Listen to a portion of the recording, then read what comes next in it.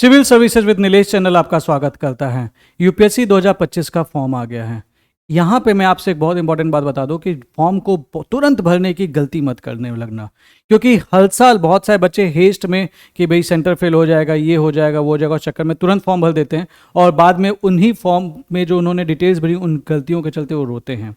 अगर आपको फॉर्म भरने का अच्छा एक्सपीरियंस है तो बात अलग है, बट अगर आप एक नए बच्चे हैं या फिर आप पहली या दूसरी बार फॉर्म भर रहे हैं तो इस वीडियो को एक बार जरूर ध्यान से देख लेना। आपके कई सारे क्वेश्चंस हो सकते हैं मन में आ रहे होंगे, वो सारे क्वेश्चंस आपको मैं ऑफिशियल डॉक्यूमेंट के थ्रू बताऊंगा। मैं आपको ये बताऊंगा कि क्या आपका जो फॉर्म है ओबीसी का, ईडब्ल्यूएस का किसके डेट के बीच में होना चाहिए। मैं आपको ये भी बताऊंगा क्योंकि कई सारे बच्चों का सवाल होता है कि they are in the final year और उनका अभी तक रिजल्ट नहीं आया, तो उनको कब से पहले तक का उनको ऑलरेडी उनका जो सर्टिफिकेट है वो आ जाना चाहिए। ऐसे बहुत सारे छोटे छोटे डाउट्स है जो मन में उठते हैं, ये सारी चीज़ें मैं आपको इस फॉर्म में बताऊँगा।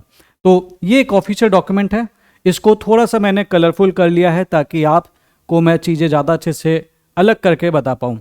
तो इंपॉर्टेंट डिटेल्स हैं, ऑफिशियल डॉक्यूमेंट के थ्रू ही बता रहा हूं ताकि कंफ्यूजन की कोई गुंजाइश ना रहे। पहली चीज़ ये आप देख सकते हैं, last date of online application is 11 February. तो ये यहाँ पे ध्यान रख लेना कि लास्ट डेट का इसका मतलब ये नहीं कि आपको 10 तारीख को जाकर फॉर्म भरना है। टाइम से 2, 3, 4, 5 दिन का टाइम लेके उसके बाद फॉर्म भर लीजिएगा ताकि आप जिस भी सेंटर में चाहते हैं कि आपको सीट मिल जाए वहाँ पे आपको सीट मिल जाए और आप वहाँ पे एग्ज़ाम दे पाएँ। पहली चीज़ ये जनरल चीज़ें हैं, ये सीधा सीधा लिखा हुआ है कि your admission at all stages of the examination will be purely provisional. अब यहाँ पे एक बच्चे आते हैं, बोलते हैं सर कि हमारा फॉर्म कब चेक होगा। सीधा सीधा लिखा हुआ है the commission will take up the verification of eligibility condition with reference to original document only after the candidate has qualified the interview personality test. तो तब जाके वो आपके डॉक्यूमेंट चेक कर रहे हैं प्रॉपर तरीके से, ठीक है। तो अभी आपसे कोई वो नहीं मांगे, डिटेल्स मांगेंगे लेकिन आपसे आप फॉर्म नहीं मांग रहे कि भैया अभी तुम फॉर्म की सारी डिटेल्स भरो। ये आपको ध्यान रखना है। कैसे अप्लाई करना है, आपको upsconline.gov.in पे जाना है। यहाँ पे पहले आपको, अगर आपने OTR आज तक ज़िंदगी में नहीं भरा है तो OTR में पहले रजिस्ट्रेशन करना पड़ेगा। ये पूरी ज़िंदगी में आप एक बार ही रजिस्टर कर सकते हैं, सीधा सीधा इन्होंने लिखा हुआ है। और इसमें करेक्शन भी आप पूरी ज़िंदगी में एक ही बार कर पाएंगे। मॉडिफिकेशन इन OTR प्रोफाइल सीधा लिखा है, एक ही बार आप लाइफ टाइम में करेक्शन कर पाएंगे। कब कर पाएंगे, it shall be available till expiry of 7 days from the next day after the closure of application window. तो बेसिकली 12 तारीख को जब आपका ये फॉर्म खत्म हो जाएगा उसके बाद से आपका डेट शुरू होगा और ये 18/2/2025 के पहले तक आप इसमें जो भी मॉडिफिकेशन है कर पाएंगे। जिंदगी में केवल एक बार मॉडिफिकेशन कर पाओगे। यूपीएससी का जब भी फॉर्म भरोगे यही OTR यूज होगा, तो इसको बहुत ध्यान से भरना और इसको आप बार बार चेंज भी नहीं कर पाएंगे, ठीक है। Now the modification in application form other than the OTR। तो अगर आपको ऑनलाइन एप्लीकेशन फॉर्म है, इसमें आपको कोई करेक्शन करना है तो जिस दिन फॉर्म बंद होगा, ठीक है, उसके अगले दिन से 12 तारीख से लेकर 18 तारीख के बीच में आप इसमें मॉडिफिकेशन किसी भी फील्ड में कर सकते हैं। कोई भी फील्ड लिखा है, सीधा सीधा लिखा है इन एनी फील्ड। तो मतलब अगर फादर्स नेम में भी मिस्टेक हो गई है, कोई भी मिस्टेक हो गई है तो आप उसमें करेक्शन कर सकते हैं, लेकिन तुरंत नहीं कर पाएंगे, उसके बाद में कर पाएंगे जब ये पूरा एप्लीकेशन का प्रोसेस क्लोज हो जाएगा। सीधा सीधा इनके नोटिफिकेशन में मेंशन्ड है, ठीक है। उसके बाद सीधी सी बात है OTR भरना है, उसके बाद आपको एप्लीकेशन फॉर्म भरना है, सीधा सीधा सा प्रोसेस है। आपको एप्लीकेशन भरने के बाद पहले ऑप्शन होता था कि आप विड्रॉ कर सकते थे, इस बार आप विड्रॉ नहीं कर पाएंगे। इसका मेन सिग्निफिकेंस ये है कि आपको आपका पैसा वापस नहीं मिलेगा, ठीक है। एक चीज़ और, आप अपना कोई एक फ़ोटो आइडेंटिटी फिक्स कर लें कि आप वही यूज करने वाले हैं। ये जो भी फोटो आइडेंटिटी कार्ड जब आप फॉर्म भर होंगे ना, तो आपसे एक फोटो आईडी कार्ड, जिसमें इन्होंने ऑप्शन दे रखा है, चाहे आप आधार कार्ड यूज कर सकते हैं, वोटर कार्ड यूज कर सकते हैं, पैन कार्ड, पासपोर्ट, DL या कोई भी photo ID card issued by state and central government. इसका ये नंबर भरवाते हैं आपसे। जब आपने उसका नंबर भर दिया तो फिक्स हो गया है, तो आपके पास वो फोटो आईडी कार्ड ओरिजिनल में हमेशा अवेलेबल होना चाहिए। जब आप एग्जाम देने जाएंगे, चाहे प्रीलिम्स देंगे, चाहे मेंस देंगे, इवन जब आप इंटरव्यू देने जाएंगे, तो वो चीज़ आपके पास होनी चाहिए। नहीं होगी तो आपको वहाँ से बोल सकते हैं भैया बेटा तुम चले जाओ। ये आपको ध्यान रखना है, ठीक है। Last date for filling the online form 11 February 6 बजे तक, यानी कि रात के 12 बजे तक का मौका नहीं है, आपको 6 बजे तक फॉर्म भर लेना है। अच्छा, यहाँ पे एक सवाल आता है कि when is the admit card come, when admit card will come? तो इसका जवाब देखो, सीधा सीधा लिखा हुआ है, E admit card will be issued on the last working day of the preceding week of the date of examination. यानी कि 25 मई को अगर पेपर है तो उससे पिछले हफ्ते के last working day, that is on the Friday, आपके पास ई एडमिट कार्ड आ जाएगा। ठीक है, तो ये सीधा सीधा जवाब है। बहुत सारे बच्चे परेशान आते हैं अभी तक एडमिट कार्ड नहीं आया, साफ साफ लिखा हुआ है कब आएगा admit card. Penalty for wrong answer, ये आपको पता ही है, वही है 1/3।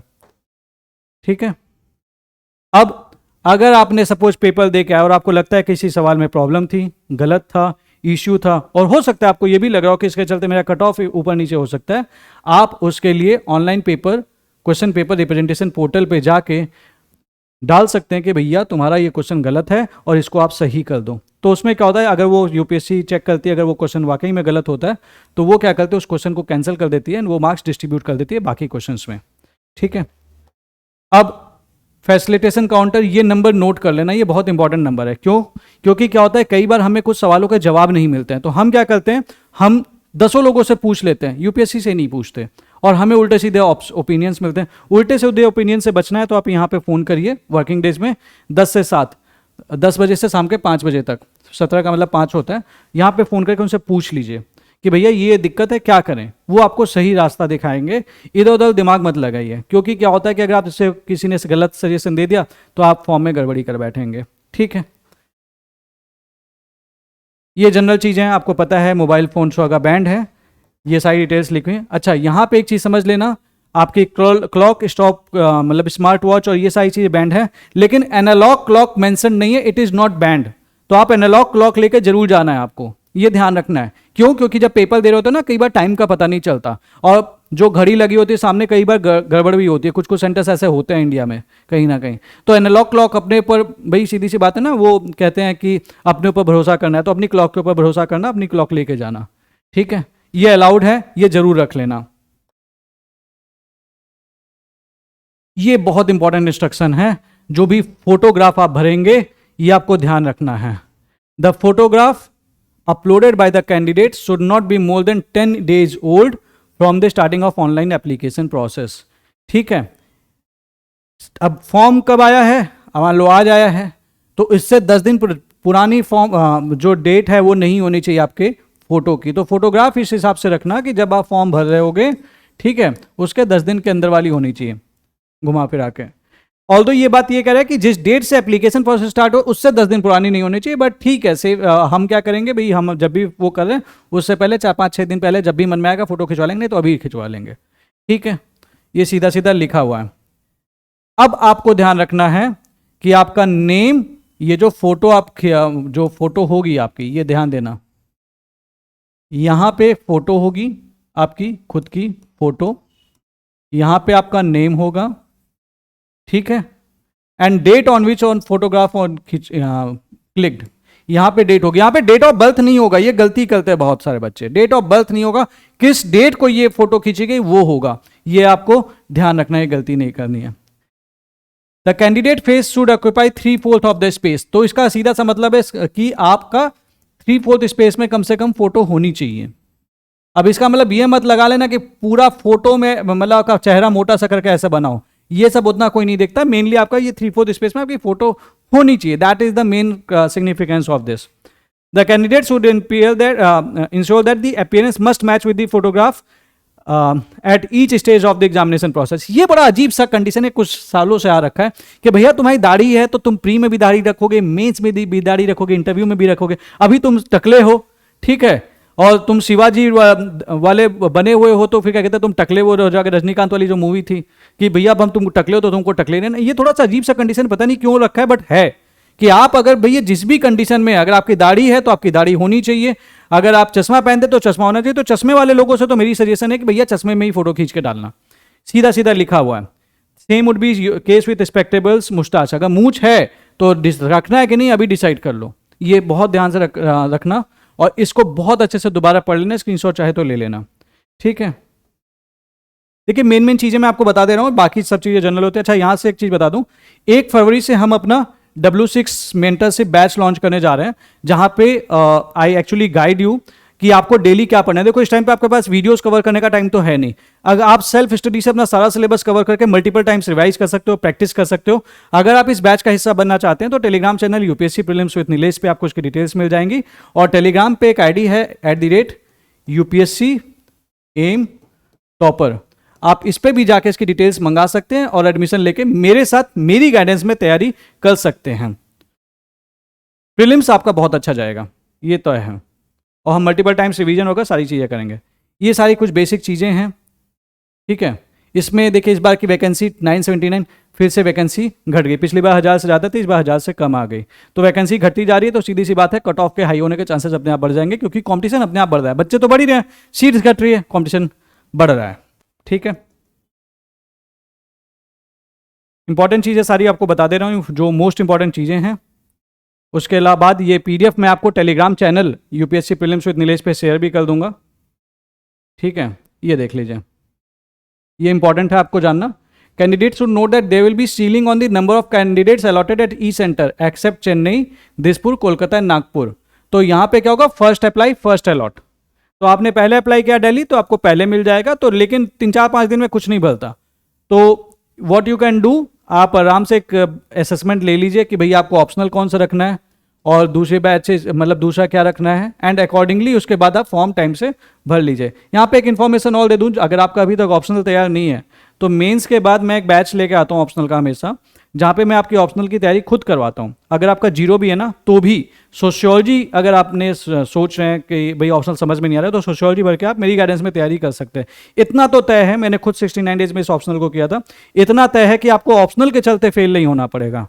तो ऑप्शनल मैं करवा दूंगा। अगर आपका अभी तक कोई ऑप्शनल तैयार नहीं है तो सोशियोलॉजी आप ले सकते हैं, that is a suggestion, but it depends कि आपकी तैयारी कैसी है आपके ऑप्शनल को लेके, ठीक है।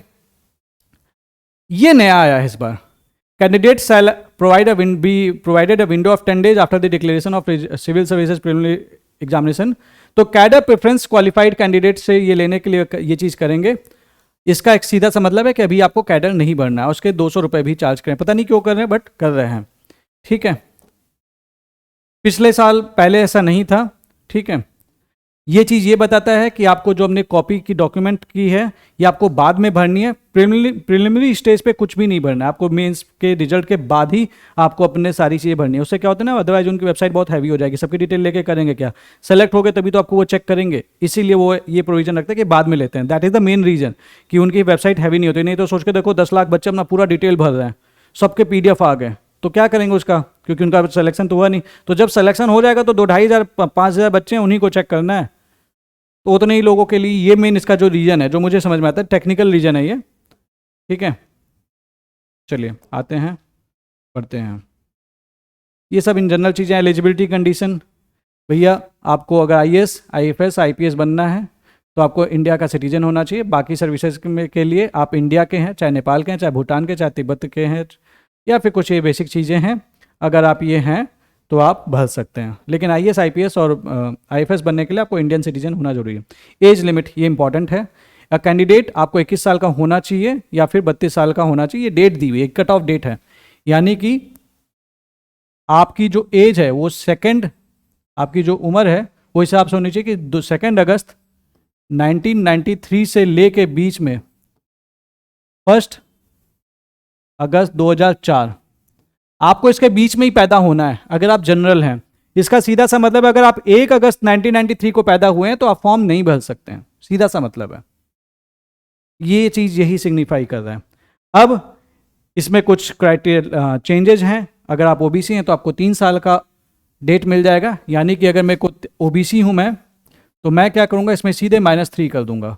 तो मेरे लिए यही डेट बन जाएगी 2 अगस्त 1990 से लेके 1 अगस्त 2004। तो मेरा ये चेंज नहीं होगा, बेसिकली रिलैक्सेशन यहाँ पे काउंट होता है, ये तो यही रहेगा। इसमें क्या ही चेंज होगा, इसमें कुछ नहीं चेंज होगा। 21 साल का तो तुमको होना ही पड़ेगा। लेकिन 2 अगस्त 1990 के या फिर 2 अगस्त को पैदा हुए हो या 2 अगस्त 1990 के बाद पैदा हुए हो तो आप एज एन OBC फॉर्म भर सकते हो। अगर आप SC हो तो इसमें 5 साल माइनस कर दो, तो आपको बेसिकली 2 अगस्त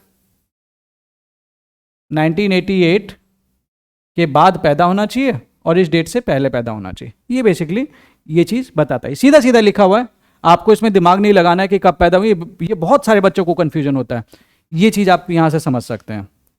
ठीक है, अब इसमें काम का क्या है, आपकी जो डेट ऑफ बर्थ है किसके बेसिस पे मानी जाएगी, आपकी 10th या 12th के जो भी सर्टिफिकेट्स हो गए हैं उसके बेसिस पे मानी जाएगी। और in a certificate recognised by Indian university as equivalent to matriculation. ठीक है, और यहाँ पे ये देख लीजिए, आप ये होरोस्कोप एफिडेविट ये सब लेके वहाँ पे आपका वो डेट ऑफ बर्थ नहीं माना जाएगा। मेन चीज़ ये है, जनरली हम 10th वाला ही देते हैं। अच्छा ये देखिए, मिनिमल एजुकेशनल क्वालिफिकेशन आपको ग्रेजुएट होना चाहिए, ये तो पता है। उन बच्चों का क्या जो एक्चुअली एग्जामिनेशन दे रहे हैं, ठीक है, वो ऑलरेडी अपने फाइनल ईयर में, तो क्या वो फॉर्म भर सकते हैं, क्या उनका अटेम्प्ट काउंट होगा, ये सारी चीज़ें दिमाग में आती हैं। तो जो candidate who have appeared at qualifying examination the paper of passing of it should render them educationally qualified, ये लिखा हुआ है। तो इसमें सीधे सीधे ये बता रहा है, all such candidates who are declared qualified by the commission for interview personality test, they will be required to produce proof of passing of the requisite qualifying examination within the time limit prescribed in rule number 13 of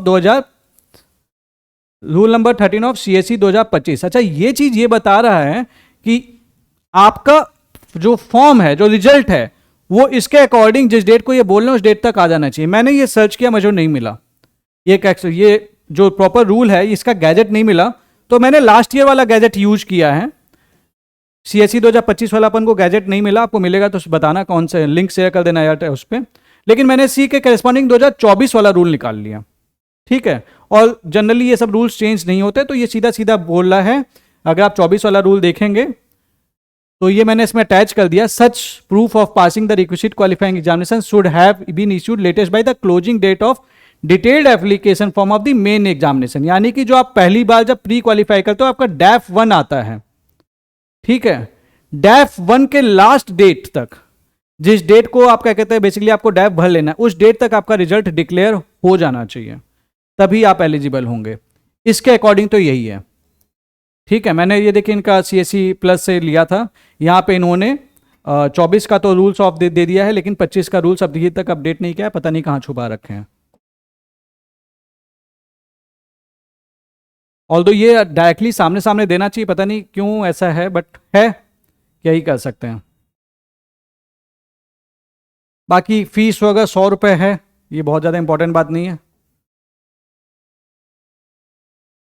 ये सारी बातें वही है, सारी बातें वही बोल बच्चन लिखा हुआ है, सारा कुछ वही है। ठीक है, ये भी वही है कि ऑनलाइन एप्लीकेशन जो है वो आपको 6 बजे तक भरना है, 11 तारीख तक। ये इंपॉर्टेंट है, एलिजिबिलिटी फॉर अवेलिंग रिजर्वेशन। ठीक है, कई बच्चे हर साल ये गलती करते हैं कि OBC या SC में वो अपने स्टेट का सर्टिफिकेट देते हैं, वो रिजेक्ट हो जाएगा बाद में। It should be included in the list of reserve communities issued by the central government. State certificate काम नहीं करेगा, तो आपको सेंटर वाला सर्टिफिकेट बनवाना है, फॉर जिसमें लिखा होता है for the post of central government, वो वाला फॉर्म बनवाना है।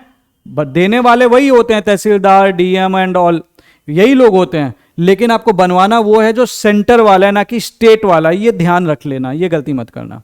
ठीक है, अगर आप OBC हैं तो आप फाइनेंशियल ईयर 2021-22, 22-23, 23-24 इसके करस्पॉन्डिंग आपकी जो इनकम है वो चेक करेंगे। घुमा फिरा के किसी भी एक साल में अगर आपकी इनकम 8 लाख से नीचे है तो यू आर एन OBC। जिनके फादर PSUs वगैरह में हैं उनके लिए जो ग्रुप C, ग्रुप D ये सब लिखा हुआ है वो सब काम नहीं करेगा, उनके लिए वो सिर्फ इनकम देखेंगे। ये बात आप ध्यान रख लेना। इसके चलते बहुत सारे बच्चों को हर साल परेशान किया जाता है।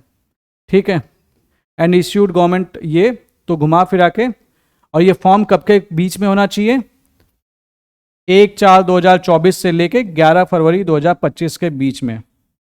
1/4/2024 से लेके 11 फरवरी 2025 के बीच में ही ये फॉर्म आपका इश्यूड होना चाहिए, ये ध्यान रखें। तो अगर इसके पहले का फॉर्म है तो नया फॉर्म बनवा लीजिए, क्योंकि वो उसको एक्सेप्ट अदरवाइज नहीं करेंगे। तो आपका सर्टिफिकेट इसके बीच का होना चाहिए, डेट लिखी हुई है, ये ध्यान रखें। Same applies to EWS।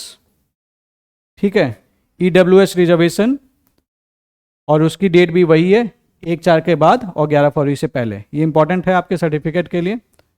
ठीक है, कैंडिडेट सीकिंग रिजर्वेशन बेनिफिट जो ये इनके लिए अप्लाई कर रहे हैं, इनके साथ मेन वो सब इश्यूज होते नहीं है। तो you should be possession of all requisite certificate in the prescribed format in support of your claim as stipulated in the rules for such benefit for by the closing date of। तो घुमा फिरा के 11 तारीख तक आपके पास वो form आ जाना चाहिए। चेंज ऑफ कैटेगरी पॉसिबल है, एक स्पेशल केस है उसमें ही वो पॉसिबल है, बट इन जनरल वो पॉसिबल नहीं है। उसके बाद then there is the plan of examination. तो बहुत सारे आपको जवाब मिले होंगे, फिर भी मुझे पता है कि हर एक बच्चे की कुछ स्पेसिफिक कंडीशंस होती हैं। आपकी कोई भी कंडीशन है जिसका आपको जवाब नहीं मिल रहा है, सही जवाब नहीं मिल पा रहा है, तो इस वीडियो के एंड में जाके, जैसे ये वीडियो खत्म होगा, इसके कमेंट सेक्शन में जाइए, आप अपने डाउट्स मेंशन कर दीजिए, ताकि हम आपके डाउट्स स्पेसिफिकली ट्राई करेंगे कि हम टाइमली आपको आंसर दे सकें, ताकि आप वो गलती ना करें। दूसरी बात, अगर आपका ऑप्शनल तैयार नहीं है तो मैं एक प्रीलिम्स के बाद एक बैच लेके आता हूँ। मैंने खुद सोशियोलॉजी 69 डेज में किया, आई नो इसको कैसे कवर करना है कम टाइम में और कैसे स्कोर लाना है। तो आप मेरी मेंटरशिप में मेंस के टाइम पे सोशियोलॉजी प्री के बाद भी तैयार कर सकते हैं। ये तभी यूज करिएगा अगर आपको अपने ऑप्शनल आपका तैयार नहीं है, या फिर आप बेटर स्कोर करना चाहते हो और आपको अपने ऑप्शनल के लिए कोई सही मेंटर नहीं मिल रहा है। तीसरी बात, 1 फरवरी 2025 से हम एक प्रीलिम्स का बैच लेके आ रहे हैं, जहाँ पे मैं आपका सारा रिवीजन प्रैक्टिस करवाऊंगा, टाइम से कराऊंगा और इस तरीके से कराऊंगा कि आपका सिलेक्शन प्रीलिम्स में जरूर हो। सो वीडियो अगर अच्छी लगी हो तो डू लाइक द वीडियो। कोई डाउट हो तो कमेंट कर देना, ताकि आपके सारे सवालों के जवाब मैं आपको दे सकूं। Thank you very much.